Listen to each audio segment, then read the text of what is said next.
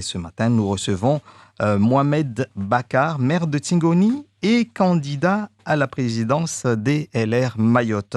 Seul candidat, on pourrait même dire, à la présidence des LR, faut-il le préciser. Mohamed Bakar, bonjour. Bonjour. Alors, comment doit-on comprendre le fait qu'il n'y ait qu'un seul candidat à la présidence des LR à Mayotte? Est-ce que c'est parce que ce poste ne présente aucun intérêt pour les autres ou c'est parce que les jeux étaient déjà pliés?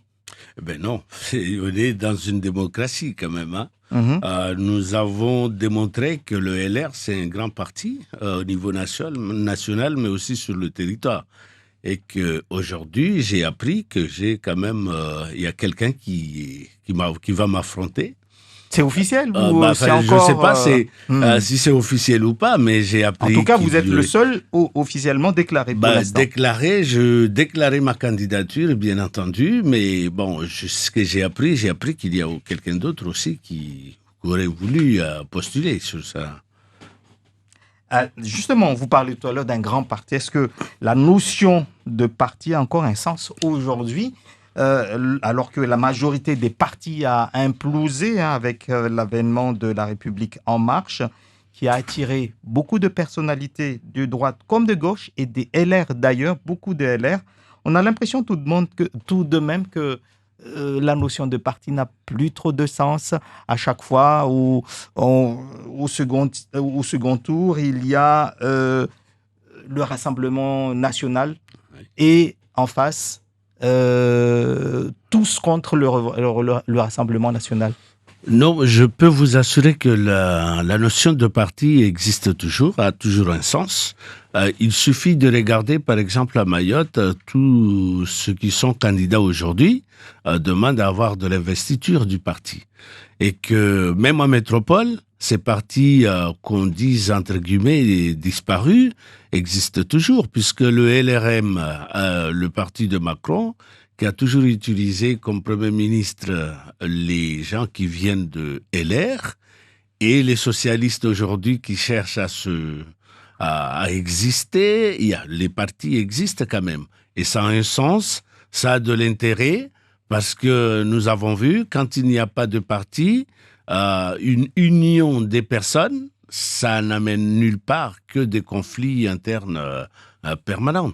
Alors que si je prends le cas de Mayotte aujourd'hui, c'est que Mayotte a besoin de toute façon de l'unité des élus. C'est ce que réclament les gens, il faut qu'on parle d'une même voix pour l'intérêt de Mayotte, pour l'intérêt de la population. Donc la notion de parti a toujours un intérêt, je pense.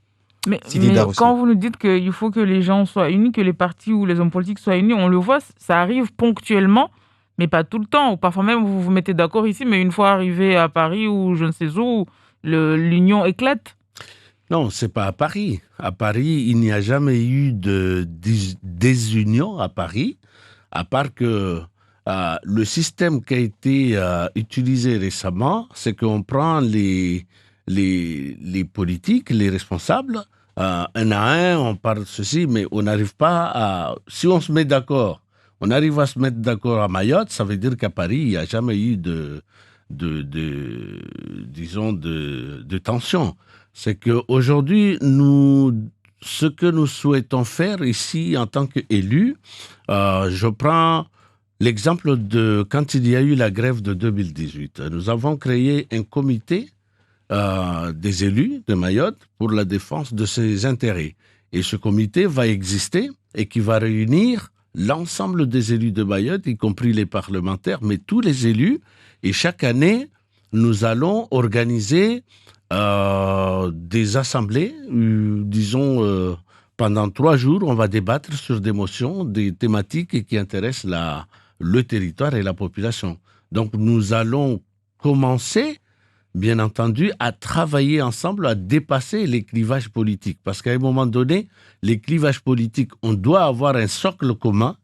Et puis après, pour défendre ce socle commun, on a besoin qu'il y ait quand même de différents partis qui prennent le projet et qui le défendent.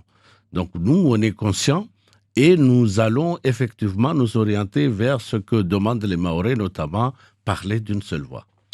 Et quel sera votre objectif? Quel est votre projet en tant que président du LR, si vous êtes élu, pour le département de Mayotte? Alors, déjà pour le projet du parti, vous savez que il y a beaucoup de difficultés dans tous les grands partis qui existent au niveau local, notamment il y en a deux.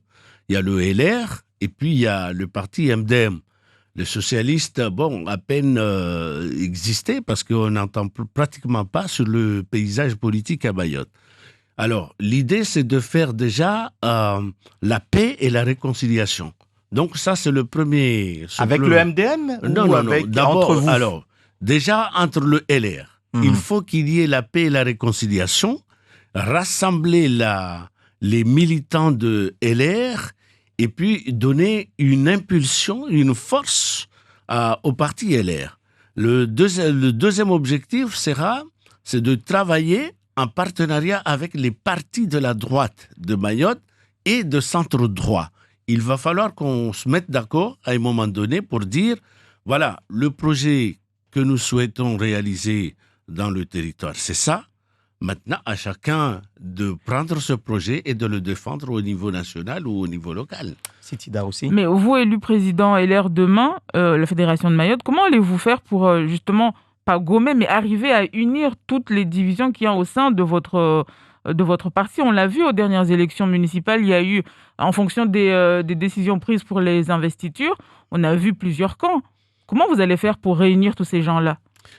La première chose, parce que j'ai déjà commencé, c'est de rechercher tous les anciens élus, maires ou conseils départementaux ou les parlementaires, déjà les chercher et les ramener au niveau du parti. Mais vous avez exclu certains? Non, mais l'exclusion, oui, il y a eu des exclusions, mais rien n'empêche, j'ai bien dit que nous allons partir sur un projet de réconciliation. Donc ça veut dire revenir toutes les décisions qui ont été prises avant? Il n'y a que le Coran qu'on ne change pas. C'est ce que j'ai appris, moi. Mais l'impossible n'existe pas.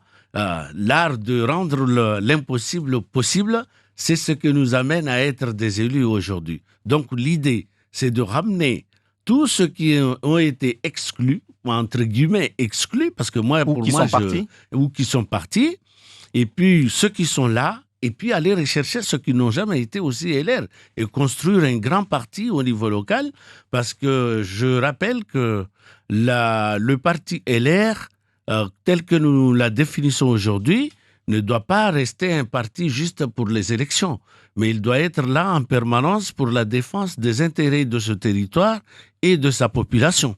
Donc, l'idée de réconcilier tout le monde, de rassembler et rebâtir un nouveau parti, c'est le chemin que nous avons pris, que nous décidons à faire. Mais faire revenir ceux qui ont été exclus, excusez-moi d'insister, faire revenir ceux qui ont été exclus, ça veut dire que vous allez revenir sur des décisions qui ont été prises. Or, ces personnes-là ont été exclues du parti pour une bonne raison. Écoutez, mais l'exclusion, oui, je ne nie pas l'exclusion, mais comme je disais, on peut faire des erreurs.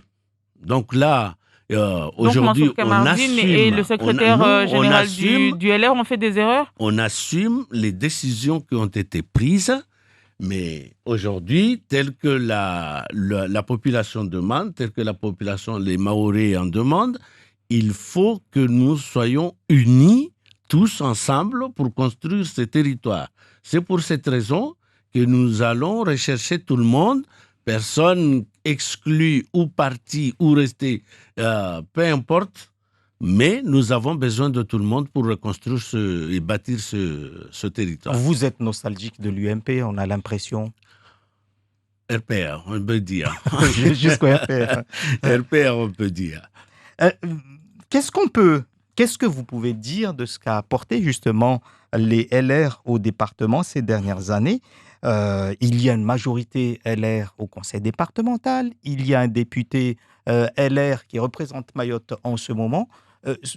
Quel est le bilan que vous tirez de ce que fait les LR? Alors déjà, au niveau départemental, nous avons vu que l'équipe actuelle, qui est conduite par M. Sobadine Ibrahim, qui est le président du conseil départemental, a quand même fait du bon travail. La première chose, c'est qu'il a remis les comptes du conseil départemental à l'équilibre. Aujourd'hui, on peut dire que le conseil départemental est en bonne santé financière. La deuxième chose, c'est qu'il a attaqué un gros chantier, ce qui est le SAR. Le SAR, c'est ce qui permet tout ce qui est développement. D'ici 10 ans, ce qu'on pourra faire de Mayotte, d'ici 20 ans, ou je sais pas, quelque chose, le SAR. Et puis, il a aussi essayé d'organiser les services du conseil départemental. Si c'est bien ou pas, la perfection, de toute façon, on la cherche tous les jours. Hein. Mais je salue le travail quand même qui a été fait par le conseil départemental à travers la présidence de M. Sobadine Ibrahim. Quant aux députés, on sait que le député n'est pas dans la majorité actuelle. Mais tout le monde entend le député partout où il est. Comment il défend ce territoire et sa population, que ce soit au niveau local, que ce soit au niveau national, notamment sur les questions sécuritaires, les questions d'immigration clandestine, les questions de développement, les questions, autant de questions que le député intervienne à l'Assemblée nationale et la population de Mayotte en est témoin. L'ex-LR Xavier Bertrand est candidat à la présidence de la République. Est-ce qu'il n'y a pas là aussi un risque à nouveau de dissidence pour l'élection de la présidence et que même à Mayotte, vous soyez tiraillé par ça? J'espère bien que, lui, il a annoncé, ce que j'ai appris hier, qu'il a annoncé sa candidature. C'est pas candidat à la candidature, mais sa candidature pour les élections 2022. Mais je pense que c'est un débat qui va se porter au niveau national. Une décision sera prise par le Conseil au niveau national. Et nous, on s'y mettra puisque nous sommes des militants, des cadres de LR. Les décisions seront bien appliquées. Comment allez-vous concilier votre mandat de maire et vos responsabilités si vous êtes élu président des LR? Alors, écoutez, nous allons mettre une équipe administrative au niveau de LR. Vous allez renouveler tous les membres? Renouveler ou pas, parce qu'on en a besoin de tout le monde. Que ce soit les gens qui sont aujourd'hui, ou qui sont partis, ou qui n'ont jamais été là-bas, on a besoin de tous ces gens-là. Nous allons rebâtir ce mouvement. Et nous allons fonctionner à travers des commissions et des thématiques et des personnes qui seraient en charge sur des questions et qui seront devenus spécialistes par la suite. Comme je disais, le LR d'aujourd'hui va évoluer avec un autre mode de fonctionnement parce que nous avons besoin que le parti LR devienne vraiment le défenseur et encore plus, je le dis, plus défenseur de l'intérêt de ces territoires et de sa population. Et donc, nous avons besoin de créer des commissions internes qui seront assurées par. Mais comment vous allez faire pour faire les deux travaux? Mais faire la présidence de LR et être maire, moi, au niveau de la mairie, j'ai toute une équipe municipale qui travaille aujourd'hui. J'ai 9 adjoints maires plus 8 conseillers délégués. Donc, j'ai 17 personnes que j'ai déléguées. Ils ont tous des compétences et chacun il fait son travail. Moi, je ne fais que coordonner, animer et coordonner l'équipe du conseil municipal. Mais ça sera la même chose au niveau du parti LR. Et cette interrogation revient sur les réseaux sociaux. Certains disent que vous avez des difficultés à gérer la commune de Tsingoni avec, entre autres, ces tensions entre Mirereni et Kombani, et vous allez essayer de gérer un grand parti? Écoutez, vous pensez réellement que c'est Tsingoni et Kombani là où il y a des tensions? Ou c'est Mayotte qui est en tension? C'est pas Tsingoni et Mirereni. Il n'y a jamais eu de problème entre la population de Kombani et de Mirereni. Il y a des délinquants qui habitent à Kombani et à Mirereni, je le répète et encore répété, et qui foutent le bordel, excusez-moi du mot, et utilisé. Et ces gens-là, il va falloir que nous combattions ensemble. Ce n'est pas seulement aux maires de combattre cette délinquance, parce que la délinquance, c'est qui d'abord?